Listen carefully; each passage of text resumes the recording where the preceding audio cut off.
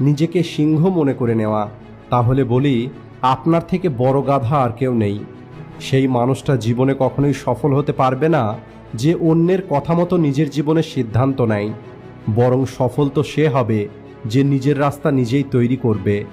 আজকাল আকাশে আর শকুন দেখা যায় না, কারণ হয়তো শকুনও এটা জেনে গেছে এখন তো মানুষই মানুষকে ছিঁড়ে খেয়ে নিচ্ছে। জানি না কোথায় থেকে মানুষ এত চালাকি শেখে, সাথেও থাকে আবার হিংসেও করে।